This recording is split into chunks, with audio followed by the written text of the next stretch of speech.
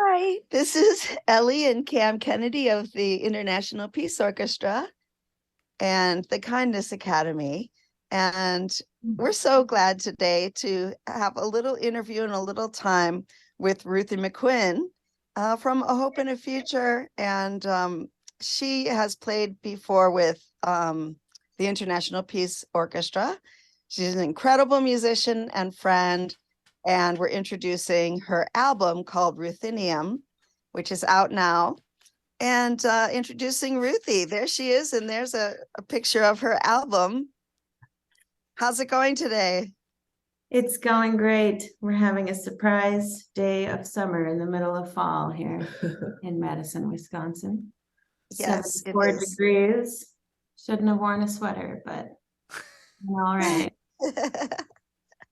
Now, Ruthie, your album came out about a few weeks ago, and you had an album release party, and then I saw you going around to record stores and getting your album out, and there's been other special events regarding it, and I see you have the earrings on, and that you had gotten a bunch of merch, and everybody bought the shirts and everything, so it's been going pretty well for you? Yeah, it's going great. It's been a very heartwarming experience to just have all my friends and my family and musicians who I'm a fan of from Milwaukee and Madison and all around here just support the project and be part of it with me has been really special. Visitors Ruthie's joined by a couple of friends. If you'd like to introduce them at Hope and a Future. Here's my friend Brad Barnes. Hi, Brad. Hey. So good to see you. And my friend Linda's over here too. Linda, would you like to say hello? Linda, so nice to meet you. Nice to meet you, or hear you rather. Yeah, she's a new face here at Hope and a Future. We're so glad she's here. She especially loves the dogs and she's great with them. Oh, that's really great. That's really great. I think Odie's the happiest he's been in a long time because he's getting. Oh, we love Odie so much. From Linda. Oh, I do love it. Yeah. Linda's the dog whisperer. She is. She is. The cat likes her too. I think all animals, right? Oh yeah. Oh, that's actually a compliment that cat likes her. That's true. She's very particular. She's picky, a little picky. Yeah, they know a good soul. Usually have to be Katie to get that cat's attention. Oh yeah. Definitely. So I'm going to hand over the music part of it with Cam. He's going to delve into the specifics of the album and perhaps play a couple of snippets from the album. And then a little later, Cam has a special song for Brad specifically that he'd like to play for him. Hey, Brad. Good thing you showed up. Yeah, exactly. We were going to ask ahead of time. Okay, good. Well, I'm going to turn off my camera and hand it over to you, Cam, to talk about the album. Signing off. Good. All right. Well, one thing that we really experience is that, it's an album that in some ways is sprung from the mission of A Hope in the Future, because it just seems like a giant extended family of musicians and people. Yes. Maybe you could talk a little bit about that. Sure, definitely. Yeah, these songs were written in the past 10 years, kind of over the span of 10 years, which is how long Hope in the Future has been here. So kind of the life of the project is as long as Hope in the Future's life right now. And it's been a very community-oriented project. We recorded it live in one weekend at my friend Brian Lucas's house. He teaches audio engineering at the University of Whitewater. And he made his home, his living room, into a studio for the project. And so we were all able to just play the songs together. We recorded it live. It was so nice. And there are a couple songs like Just Like You on the album and Some Sunny Day, which was written over COVID when we did a lot of live streams to try to stay connected as a community. And And we did those from Hope and a Future. And so the residents were there, Brad was there for those live streams, and it was so nice. I know you guys were there tuning in and asking questions, and Ellie was writing so many sweet comments that she was muted. Live streams. It's just so funny. But yeah, so just this sense of connecting, even when there are things that are keeping us from being able to actually be together in person or do the things that we want to do together, we can still work around it and find ways to connect with each other. And on those two songs that I just mentioned, there's some sing-along sections, and we just had whoever was in the living room with us sing along. And I like that we did that because it's just very unrehearsed, but there's a lot of heart in the singing. Sounds good. Yeah. Right. Well, a lot of the beauty of making music together is that it can create memories that we can use, and you'll probably look back on this album with a lot of memories, I think. Oh, I know I will. We were reading some interviews and just following the process along the way here in our house, and your dad didn't he have COVID that weekend too? Yes, Oh my that was God. a nightmare. We were so stressed because it was all these musicians are so busy. And Yeah. so to be able to have found this couple of days where everybody could come in shifts, because there are 4 different bands on the album. And so, it was just amazing that we had worked it out that everybody could make it on this weekend. And then my dad had COVID and we were like, oh no. But Brian was so accommodating and made this little isolation room for him in his house. And we had a Zoom screen just like this, where we could still see him and talk to him before we started recording. And he still played along with us live and sang along live. But then he went in and overdubbed a couple of his vocal parts because that COVID voice isn't quite what you dream of, on the recording. But actually it sounded, I thought, pretty amazing considering, yeah, but it was, and nobody else got it from the recording session. So that was also a miracle. But just to beware, everyone, if you do buy the album, which is analog, you can catch COVID from that. Just listen with a mask on. I mean, I have my You do. so Very nice. protection. Oh, that's so funny. Yeah. Well, one of the things that we admire about what you do there, and it extends to your music, is that, it's not that mistakes are encouraged, but you're including life in and just continuing to produce, your music. And if, we may never get the perfect scenario, but we still get the memories and the experience. And, every time you listen to that, you'll think, well, Dad had COVID, and that weekend was probably one of the craziest with you.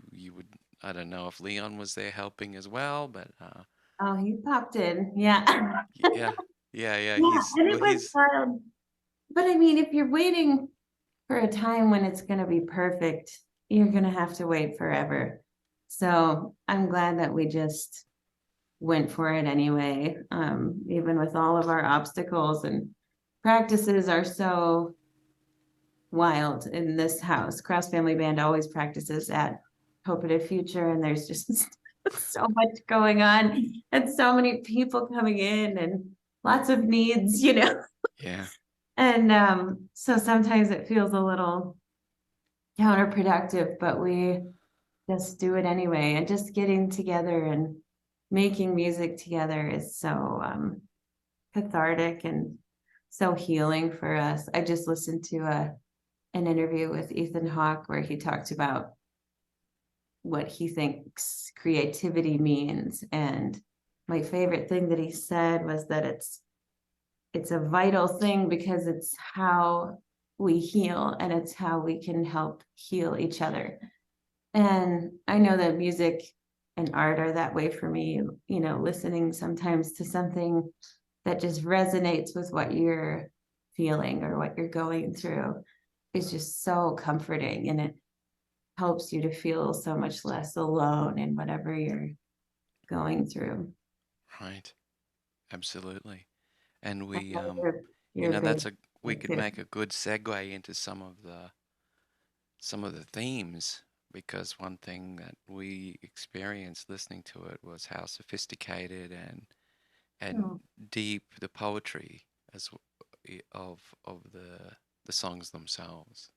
oh, Really, that's really sweet of you to say.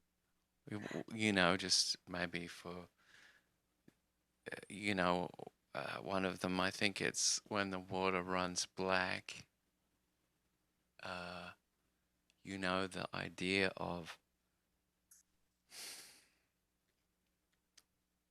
things that are damaged or challenged will be seen in the light, and you describe the movement of furniture and the darkness of windows, and how moving something into the light when something's being moved on is a revealing moment for intention and experience, you know.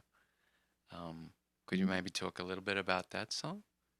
Yeah, of course. That was, I mean, the way you just described it is probably better than, much more eloquent than I could say. You're such an artist, Kim, and a poet as well. But yeah, that song came from a lot of imagery from dreams that I was having when I was going through a really hard time. And it was a time in my family where I was separating from my husband because a lot of things that he'd been dishonest about were coming out, and the truth was not so pretty. Um, and I was so angry. And I kept seeing these horrible things in my dreams. Like the song is called When the Water Runs Black, because in the dream I was going to take a shower. I turned on the water and it was just black sludge coming out of Wow. the faucet. And um, all the things that I mention in the song are just like flashes of imagery from those dreams that we were going to this group called Celebrate Recovery, and it was like a free thing through our church where you could go. It was for addicts and partners of addicts. And I had just had this dream about all the furniture in our house in disarray. And there were, Linda's laughing, she knows the anxiety of that. And there were new things in the room that I had never seen before. And some of them were really nice looking, and some of them needed a lot of work. Some of them needed to be thrown away. And I was just looking around in this dream, like, what a mess. How are we going to sort this out? And in the Celebrate Recovery group the next day, the woman who was leading it said,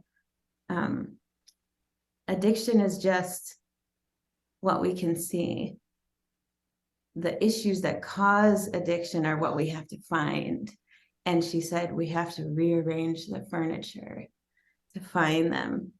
And I just thought that was so powerful to have like had this vivid dream, and then in this really impactful, important group and conversation to have her bring up the same kind of imagery. And I just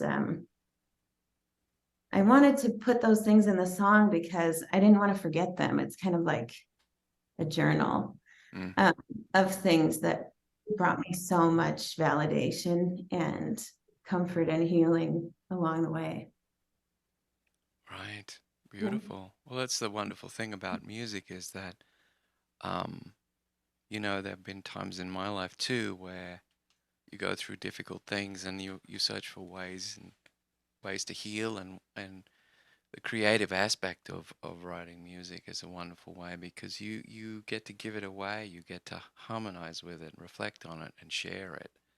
And it's a wonderful way to stimulate acceptance, you know, because once we're able to accept some of the really difficult things that we go through, then we can maybe face grieving and letting go, you know. I mean, that's and the also the music that you created around that kernel was kind of dissonant, wasn't it? It wasn't the prettiest song. The Oh, definitely not. scale and interval relationships, the harmonies, you know. Yeah, yeah, it was a very different style for us, and that the little musical, like the instrumental interlude that keeps coming through, was something that my dad brought into that song. I'm so lucky to have him as a songwriting partner. So amazing and gifted, and he was like, yeah, I thought this would sound really cool in there. And then I was like, this kind of sounds familiar. And I realized I think I ripped it off from Edgar Winter's Frankenstein. And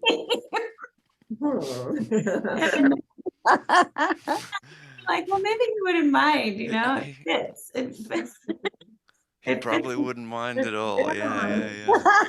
the ugly things being ripped apart and pieced back together. And so it all just kind of fits, you know. And I think it's cathartic for my whole family because, you know, the whole family gets divorced. Everybody experiences the loss and the grief and the complicated situations and feelings. And so I think it's very cathartic for all of us to sing these songs together.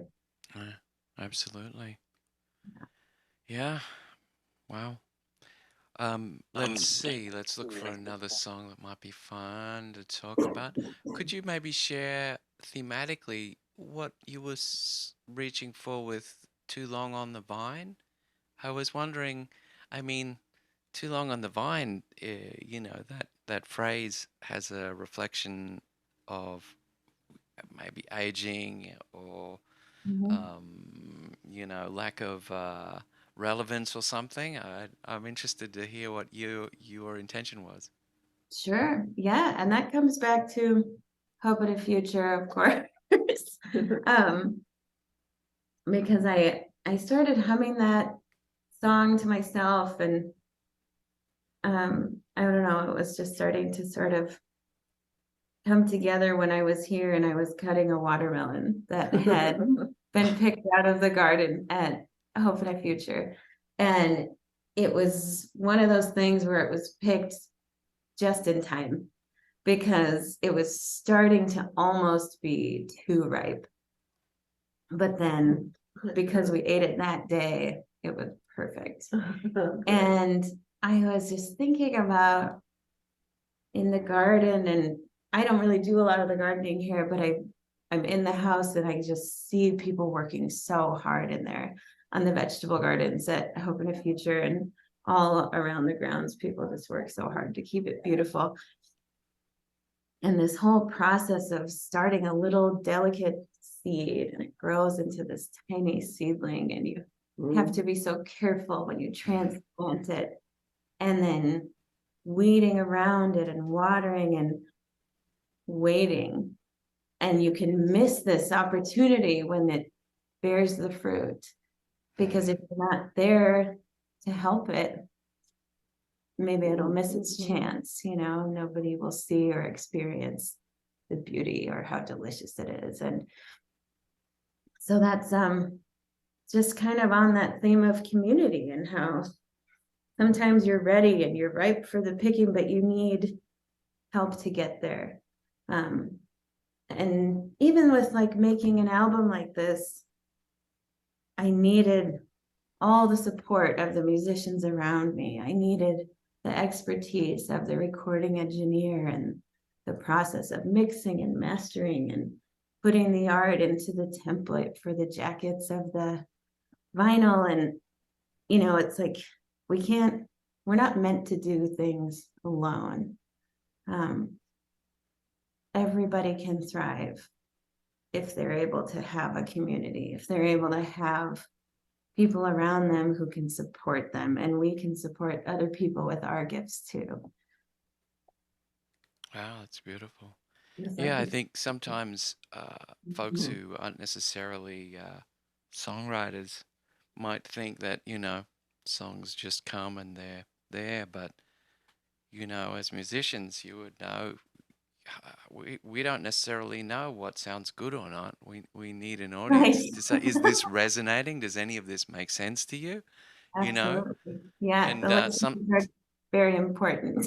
yeah, and sometimes it's the metamorphosis and the journey of the artist is a reflection of that process of coming into tune with an audience, and with 10 years worth of songs here, what a sort of chronological journal in a lot of ways for you, and how different the recent songs are compared to, say, some of the songs that you've had around for a while and really Yes. become part of your canon.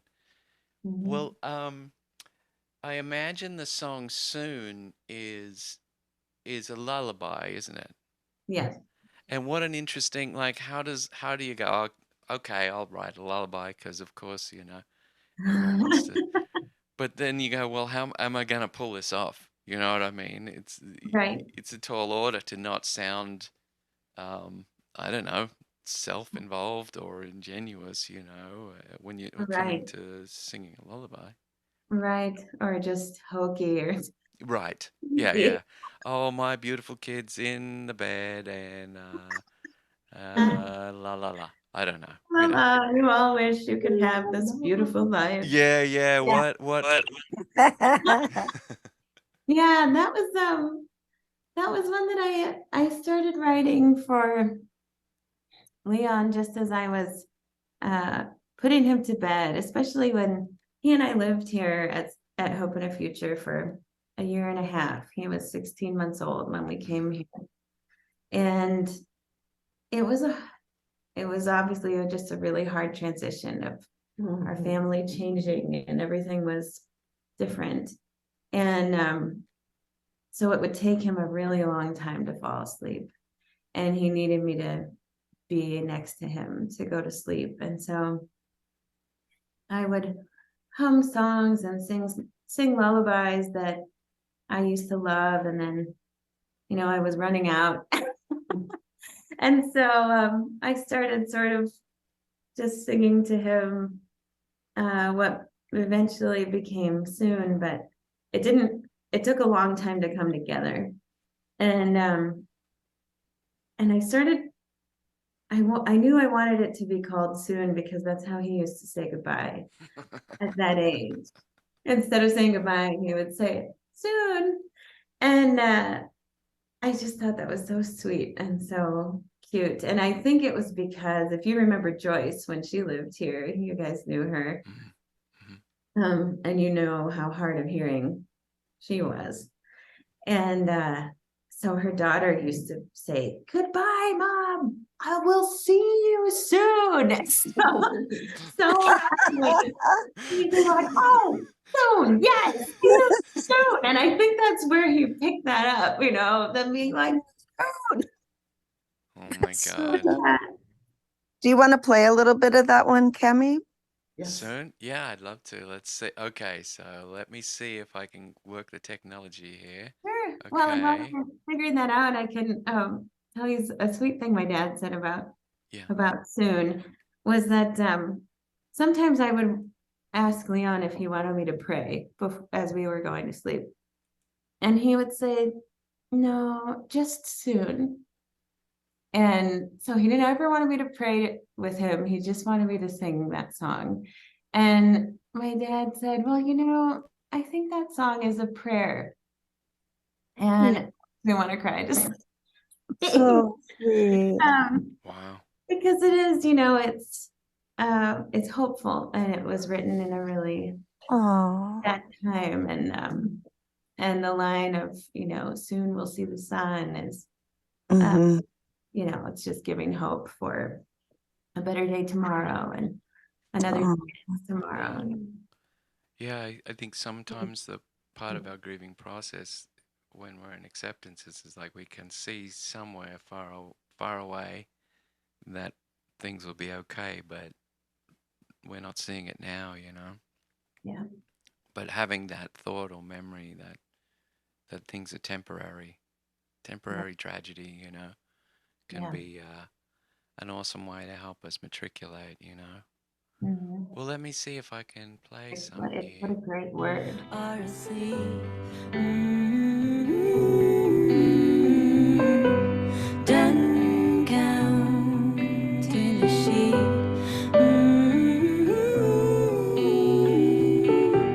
Behind your eyes are drifting skies and memories that will keep.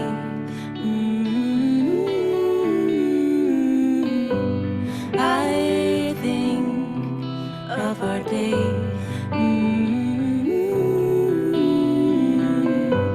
And watching you play.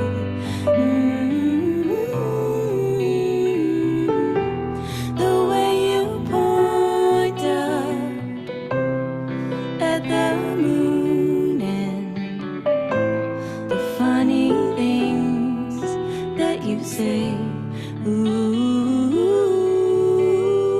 Ooh, bye bye,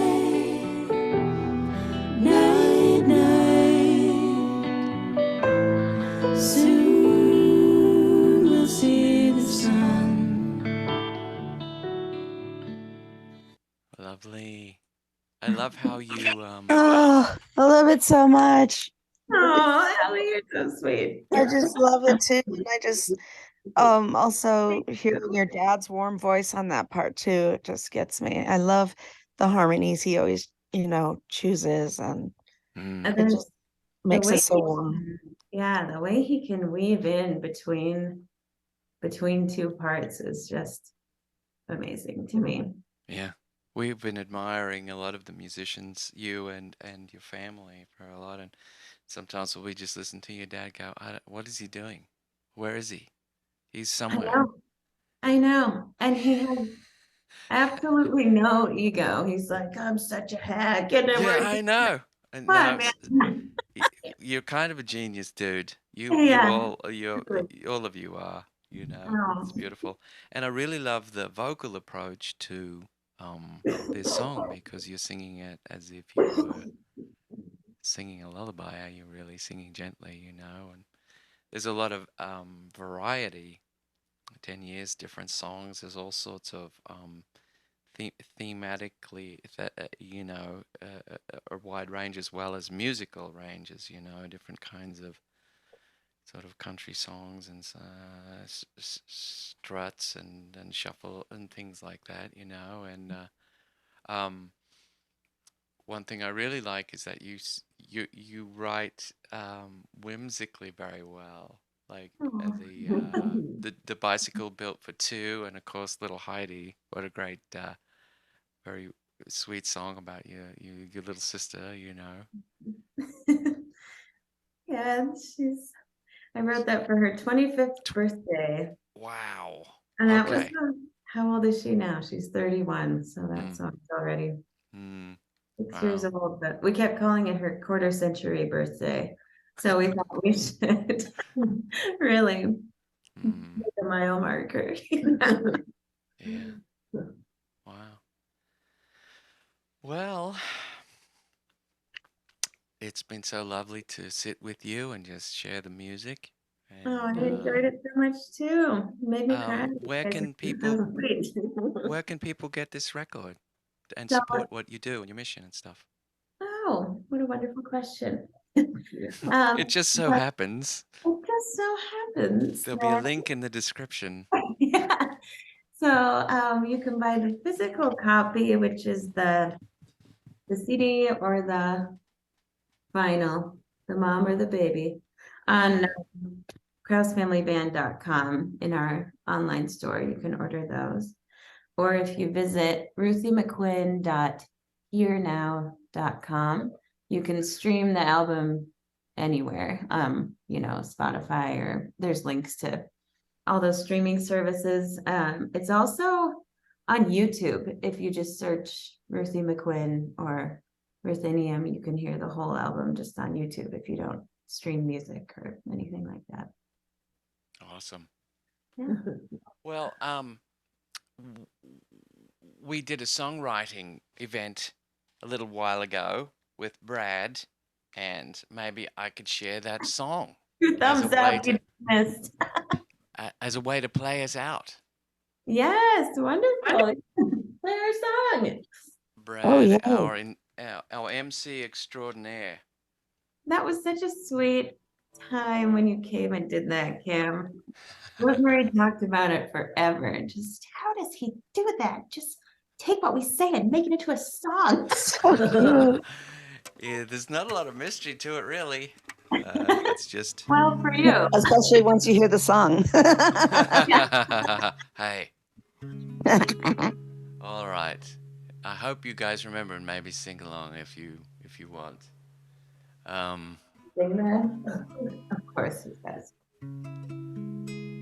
My handler wants me to poop outside. She hates the mess I provide. Not allowed to go in the pool. 'Cause I pop all the inner tubes. La la, life is all treats and drool. With my bandana, I'm super cool. I'm a hot dog for Halloween. Oh. It's so hard to be the queen. Yodel lady bow wow. Wolfie Kanye. Get along, little doggy. It's a beautiful day. Here we go. Chickens on the run. Brad is the babysitter I love so, because he gives me everything I need. Oh, how I hate to be on the lead. Here we go. Howly, howly, how, bark-a-doodle-doo. Get along, little doggy. I got something to do. Well, my bark is worse than my bite. When Odie runs, it just ain't right. Stressing the handlers is not okay. He hasn't learned to obey.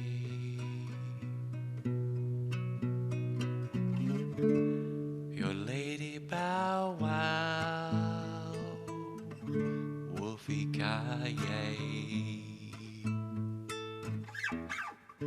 Get along, little doggy.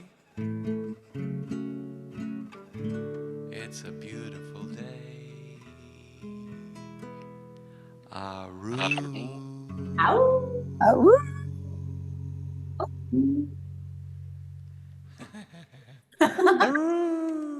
Thanks, Brad. Good job, Brad. Thanks for helping us write that song. Yes, yes, yes. That was so fun. Thanks for spending time with us. We will make this available Oh, in thank all you. major media outlets. Great. This was Like our wonderful. website. Yeah. And Yeah, YouTube you and guys stuff. are so sweet. Thank you for doing this. Oh, it's so Alright. good to see you. Oh, I love you three. Thank you so much for inviting us into Hope in the Future. Oh, we love you guys too. Hope to see you real soon. Mwah. Enjoy the beautiful day. Will do. You too. Okay, bye bye, guys. Bye, loves.